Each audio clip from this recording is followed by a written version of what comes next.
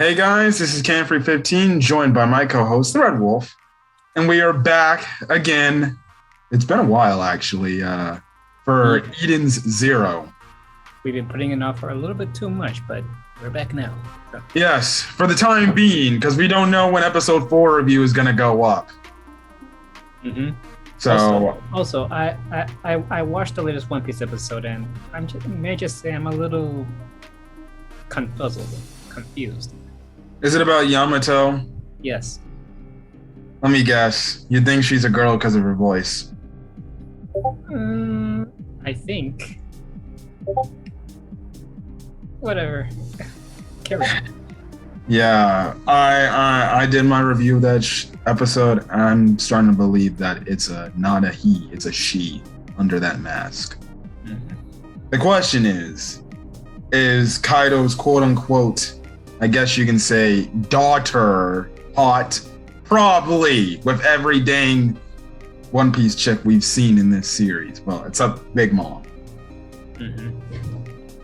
Well, unless you're counting young Big Mom.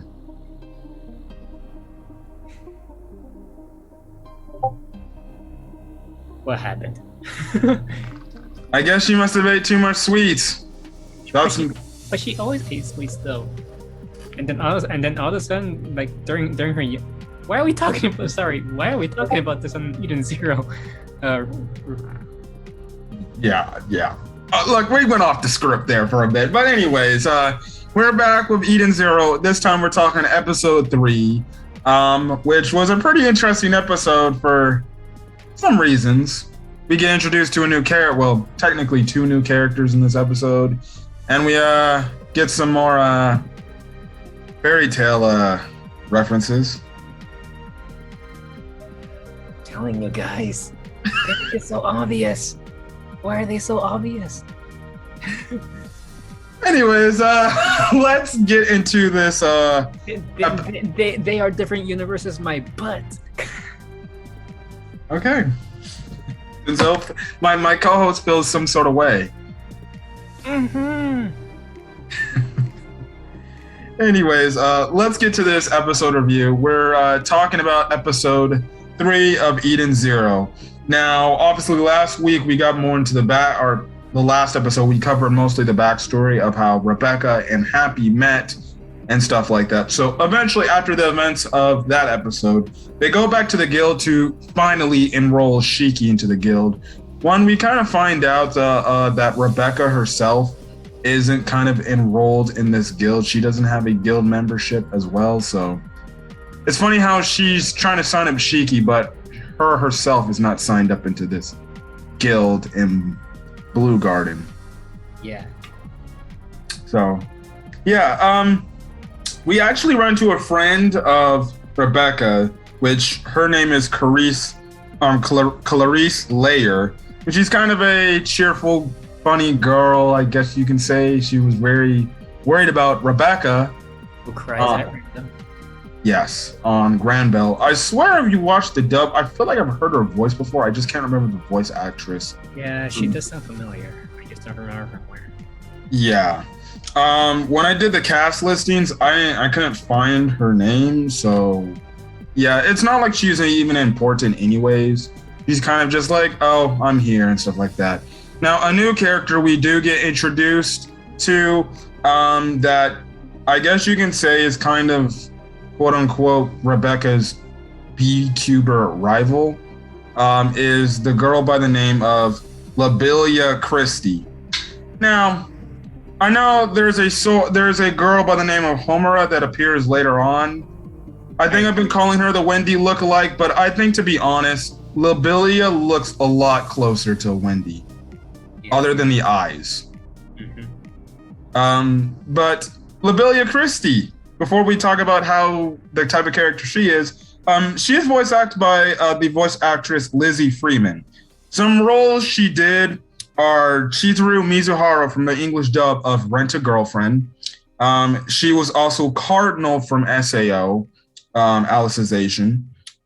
She's Ryuzu Blima from ReZero. Again, another ReZero voice actor in this series, along with our boy Sean and Rebecca's actress. And she's also Emma Brightness from The Hidden Dungeon Only I Can Enter. I haven't made it that far into the show, by the way. So. If you don't know what The Hidden Dungeon Only I Can Enter is, it's essentially a fan service, a very high fan service show where the main character essentially needs girls to do sexual acts on him to gain XP. It's a very funny show, I'll say that. It might not be most people's cup of tea, but hey, it's an interesting fantasy anime, I guess you can say that, but that's fine. Listen, out of all the roles, I'm kind of shocked that she was fucking Chizuru because she sounds nothing like Chizuru from the freaking English dub of Rent-A-Girlfriend. Mostly probably because she sounds probably more like pop star-ish. And essentially Labilia is kind of a, I guess you could say a YouTuber that's kind of only into themselves and doesn't care about anybody and says, I'm the best at doing this. I'm the best. And Chizuru is like, I don't know. Chizuru and Rent-A-Girlfriend is kind of closely knit, keeps to herself. Labilia Christie, I honestly enjoy her comedic funniness, I guess you can say, especially in the one episode when she almost gets captured later on. For what we see, but it's very funny. I will give her credit. She is a very enticing, funny character. I guess the only thing I can say in relation to Wendy is that the fact that Wendy and her look alike, the one thing is Labilia's got boobs, which if you know the fairy tale trope, Wendy is very obnoxious about her chest size. Poor Wendy. Yes, poor Wendy. They still do it to her in a different universe. I guess they can. Yeah. What are your thoughts on Miss Labilia Christie? She's pushing my buttons. I'll just say that. Yeah. She ends up making Rebecca cry because she's like, "Your videos are not nearly as good as mine." I see myself doing what Shiki did. Yes. What did Shiki do? He grabs her. And suddenly reverses the gravity on her, and he just glares at her saying, "You made my friend cry and stuff." Yes. Eventually what happens is Rebecca's like, "You're embarrassing me. You need to stop that." So he kind of she drags him away. She falls down. She starts literally getting a nosebleed from it. And what does Labilia kind of say? Or, well, I wouldn't say, but she kind of, I would say, takes an interest in Shiki. Yeah, and she says stuff like she wants him to be in one of her videos. Yeah, she's like, friends, huh? Well, I got a pretty goddamn good idea. And I'm like, I don't know if you're like drooling in a way over him because of your video purposes or because you, I guess, fall for him. Now, I think in the episodes later after Shiki saves her, I guess you can say she somewhat falls for him. I'm not gonna lie, I have a feeling that Shiki is gonna get a harem. Probably. Depends. Starting with Rebecca and now Labilia. Now, I feel like you want to talk about this scene, the scene at the restaurant. So we get, I believe, 3 fairy tale references in this one restaurant scene alone. Do you care to tell us about those references? Well, those little so-called dogs, or aka Nicolas, are from Fairy Tale are back, and they're like waiting at a restaurant basically. Yeah. Mm-hmm. And they're just, I mean, before you I just found it so funny how Rebecca's like, well, they're dog. Well, no, I was happy that said they're like, yeah, even looking at them, they still scare me because they're dogs. And freaking Shiki's like, they're dogs? Which I think is the same reaction freaking Natsu gave when he first saw Plu. Mm-hmm. Yeah, and Shiki questions something about Rebecca's guild. Like, he says something like, "Aren't they supposed to be like a family or something, like close friends or something?" And Rebecca said something about, well, yeah, well, I watched a show like that once. And as she says that, we see a cameo of Natsu and Lucy walking out, clinging to each other. just for a few seconds, but they were there. And clearly we're together. Why? Different universe might be behind. What? Well, it seems Natsu and Lucy have finally tied the knot down and are together. You know, the same thing every fairy tale fan, even 100 Quest, is still waiting for the Nalu ship to be finally canonized. Well, it happened just in Edelus. Well, yeah, if you read the manga, I'm sorry if we spoiled something for you, but that's what happens. Their Edelus counterparts get married and they have a daughter, which technically is what the Earthland versions are Natsu and Lucy are going to have. Mm-hmm. I'm still waiting for that to happen. God damn it. But yeah, we see, so you get the cameo, you get the reference to the show Fairy Tale when Rebecca brings up, well, there was a show once I watched in the past, and it's like, we're just gonna break the fourth wall? Okay, yeah. Well, we'll just we'll casually say, yeah, there was a show about a guild that may come back in a year or two from now to give the next adaptation of the storyline. Okay, yeah. And then you see Natsu and Lucy walking out of the restaurant. Okay, yeah. Fine. Coincidence? I think not. Look, I'll say this. It's definitely a marking worth of a cameo. It's something like, oh shit, what the hell? Especially when you first watch it. I will say that. Yeah, when I first watched it, I lost my... Yeah, it's something where he's like, you might actually have to pause at that moment and just take it all and be like, they reference Fairy Tale, and I just saw Natsu and Lucy. Okay. Yeah. All right. Anyways, let's continue. We're done talking about Fairy Tale. So, essentially, after the whole thing, Rebecca essentially kind of says, well, I'll give Labilia props because they overhear these two people watching one of Labilia's videos. And she's like, I'll give Labilia props. She's actually a better B-tuber or B-cuber than I am. Which, honestly, is kind of, takes a lot of guts to admit that. But sometimes you have to admit that sometimes people do better things better than you. So what is the thing that Shiki brings up to Rebecca that they can find a way to top Labilia's videos? That's like a video about us finding Mother and stuff. Yeah, and essentially they're going to record their adventure till they reach Mother. Now, in order to do that, Rebecca's like, well, she's supposed to be apparently outside the Sakura's cosmos, and my little ship can't take us past that point. So that's when they get the idea to go ask this guy named Proffesor Weisz, who Rebecca knows because he fixed up Happy and turned him to legit an android. They asked him, well, maybe we can ask if he can build us a ship or something like that. So they end up going and they go to this planet called Norma.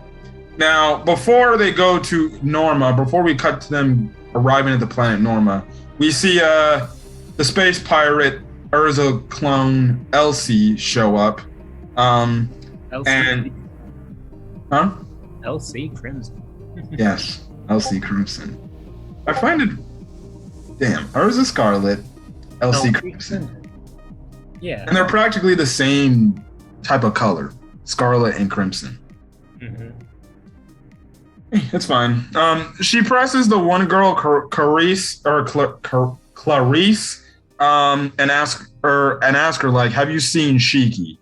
And this one guy starts saying, "Oh yeah, like I heard he was going to planet Norma," and she's wondering. She's like, "Planet Norma? Why would they go there? The planet's dead."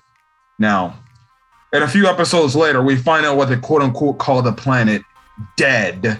But for episode reasons, we will keep it contained to not knowing what it is. But we know what they mean by the planet is dead, which when we get to that part, let me just say that they make the stakes even higher in this damn show than Fairy Tale ever did when it came to going to new areas. Mm-hmm. So, anyways, the thing is, their flight to Norma, Shiki flies them in. He literally crash lands them and everything. So, Shiki can't drive, confirmed. Well, at least he somewhat drove the ship. So, yeah. Somehow places the ship in a better position later on with his gravity, with his ether gear. Yes. Now, speaking of ether, when they arrive on the planet, the thing about planet Norma is, well, it's essentially a barren wasteland with falling rocks coming down from the skies. Mm-hmm. That sounds like a type of planet I'd love to. No, I'm just kidding. No, I would not live on a planet that has falling columns of rocks coming down and smashing into the atmosphere, into the ground and everything. But we find out that there's an underground city. Now, before we get to the underground city of planet Norma, we kind of find out some interesting things, how I guess you can say the Eden Zero world works. So essentially, we find out that these rocks actually have ether within them, and it's called Earth Ether. So, okay, interesting and stuff like that. Now, Happy goes on to tell Shiki more about ether, and essentially, if you have ever, again, if you've watched Fairy Tale, it's a similar concept here. Now, in Fairy Tale, obviously how the wizards produced their magic power was through the ether nano in their body. That was their power source. Essentially, what Happy says here is essentially similar in that case. In the Eden Zero world, they have ether flowing throughout their bodies, and that's essentially the thing that powers them up to use their ether gear abilities. Or AKA what Happy calls it in the episode. He's like, all right, if you can't understand that point, you can just call it fucking magic. I guess. Actually, no. They're way different. Well, technically, it's the same concept because ether nano in the Fairy Tale Wizards, same thing. The ether flowing through people's bodies to access the ether gear. It's the same thing, literally. Majima took something that worked in Fairy Tale and just said, I'm just going to keep it simple. Just call ether nano something else. Hell, technically, he just shortened ether nano. He took off the nano part and just called it ether. So, hey, it works. If it ain't broke, don't fix it, right? Yeah, but Happy's like, yeah, if you want to call this magic, call this magic. So I'm like, okay, fine. No, I guess that works. If it's a simpler definition of what you explained. So that's good. Anyways, what happens when they finally get to the underground city of Norma? They go to this apparent Professor Weisz's laboratory, and that's when they get met with a young man named Weisz Stenier. Yes, and he's pointing a very hostile gun at them. Yes. Also in this scene, I found it funny how Shiki put on these goggles, which aren't his goggles we see him wearing later on in the series, but he wears these like see-through goggles. And obviously, it's not a Mashima anime if they don't have the wow thing in it, because essentially it's see-through goggles. So he sees what Happy really looks like, and even sees Rebecca naked, which I think a lot of people would love to see.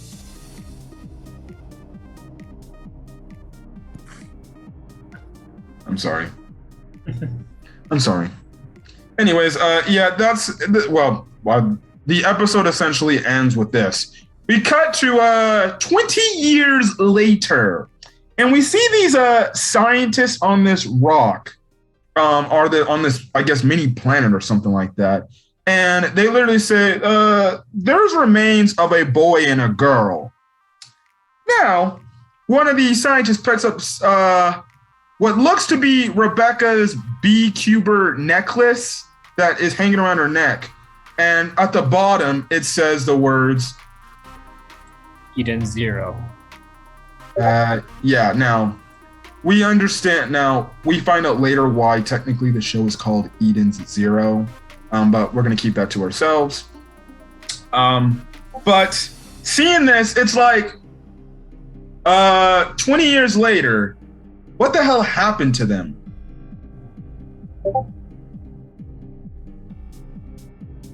It's very interesting, to say the least. I'm worried. Yeah, they also showed some big, like, rock type of thing that stretched out to something. I don't know what that is, but apparently it seems like maybe this is the, I guess, death spot of Rebecca and Shiki, I'm guessing. You know, where they had their last journey? I don't know. They literally say the remains are there, which I guess unless it's somebody else, but we're led to believe because we see the necklace and it's old and tattered and worn down. So who knows? Who knows? They said 2,000 years later, right? 20,000. 20,000.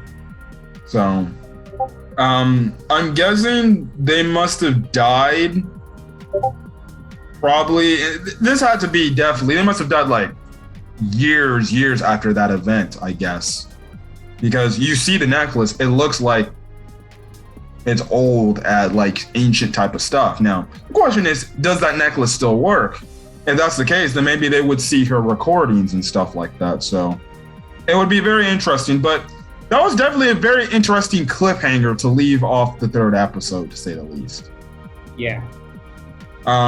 So I guess you can say Mashima has a direct point where the remains of Shiki and Rebecca are. Now, I'm guessing maybe these scientists, I guess somehow maybe break the cube and access Rebecca's videos and they just watch their entire journey. I'm guessing that's what we're doing. I don't know. But okay. Interesting premise. I guess the premise is we're gonna find out what happens to them that gets to this point where we see the scientists like, interesting. So probably won't be for a while. Yeah.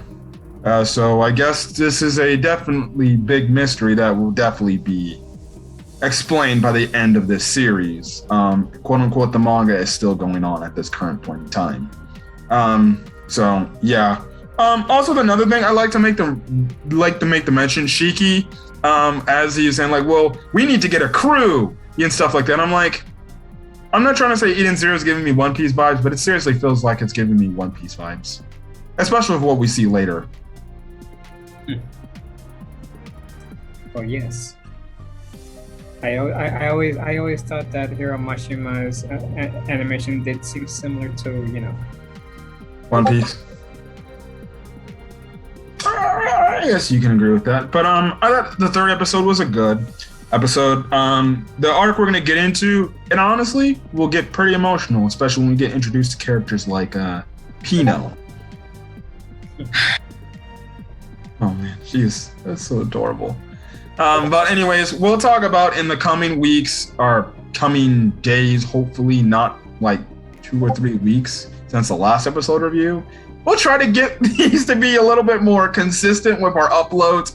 We're just busy and doing our own things. And then 2, we also do other anime reviews like Dragon Quest, My Hero. You know, we're kind of just living life, right? Yeah. I mean, we do an episode is, right, guys? Yes. So again, there's no guarantees that episode 4 review will come out tomorrow. If it does, hey, that's better. If it doesn't, well, I guess you'll be sitting on your thumbs waiting for episode 4 review. Be like, Red Wolf, Camfru 15, when's the next episode review? We want to get your thoughts. Have you hit the like button yet? Yeah. After that thing, put in the comment section your thoughts on this episode of Eden Zero. Again, do not give us spoilers to the future of this show. We are anime onlys, and we don't know anything that happens. Mm-hmm. After, I guess you would say episode 12, but let's keep it. If you're gonna leave comments, keep it to this respective episode. Do not put something from like manga chapter 151 that I don't know nothing about. Or if you want to ask us the question, do you plan to ever read the manga of Eden Zero, well, leave that in question. I guess to answer your question, probably not. We'll stick with the anime. I've been sticking with the anime. This guy's has been reading the manga ahead of me of My Hero Academia, so it makes me really angry, but